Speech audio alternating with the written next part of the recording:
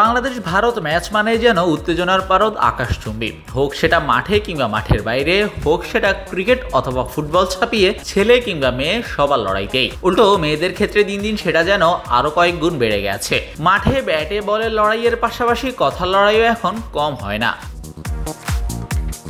আরও একবার ভারতের মুখোমুখি বাংলাদেশ।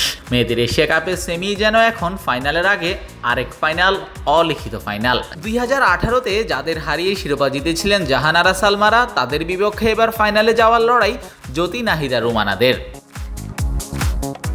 শুক্রবার ডাম্বুলায় প্রথম সেমিতে মুখোমুখি হবে দুই দল। ম্যাচ শুরু বাংলাদেশ সময় দুপুর 2:30টায়। ভারতকে হারাতে পারলেই বাংলাদেশ খেলবে দ্বিতীয়বারের মতো এই টুর্নামেন্টের ফাইনালে। মেয়েদের এশিয়া কাপে এখনো পর্যন্ত চ্যাম্পিয়ন হতে পেরেছে শুধুমাত্র এই দুটি দল। আগের 8 আসরের 7টায় চ্যাম্পিয়ন ভারতের মেয়েরা, একটায় টাইগ্রেসরা। এছাড়া 8 আসরের সবগুলোতেই ফাইনালিস্ট মানধানা কোরদের টিম ইন্ডিয়া। শর্টার ভার্সনের এই ফরম্যাটে ভারতের বিপক্ষে বাংলাদেশের জয় যেখানে 3, বিপরীতে হার সেখানে 19টা।